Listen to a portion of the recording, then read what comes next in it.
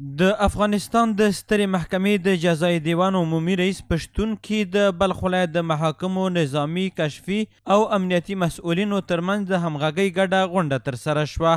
په یاده غونډه کې د اړوند بنسټونو له لوري د شرعي او دیني احکامو پر تطبیق ټینګار وشو.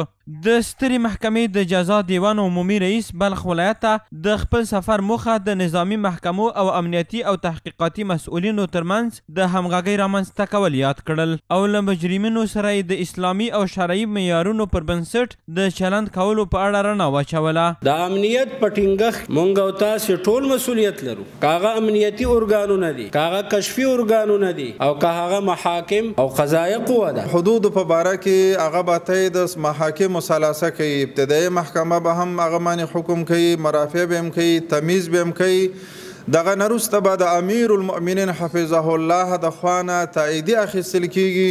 کله چې د امیر المؤمنین حفظه الله د خوانه هغه حکم تایید شو، د تنفیذ او د حکم د اجرا امر به هغه ورکوي، نو بیا به هغه مربوطه محکمې ته هدایت کیږي چې دغه حکم دا تنفیذ کی او دا قطعی دی. همدارنګه یو شمیر مسؤلینو د اسلامي امارت د مجاهدینو د څو لسیزو د زحمتونو او سرښندنو په اړه خبرې وکړې او ویې ویل چې د بهرنیانو د اشغال پر مهال د هیواد علما او پاکزړي ځوانان له ډیرو ستونزو سره مخ وو، چې اوس د اسلامي امارت په بریا سره د هیواد په ټولو برخو کې د ډاډمن امنیت په تامین سربیره د هیوادوالو حقوق هم خوندي شوي دي.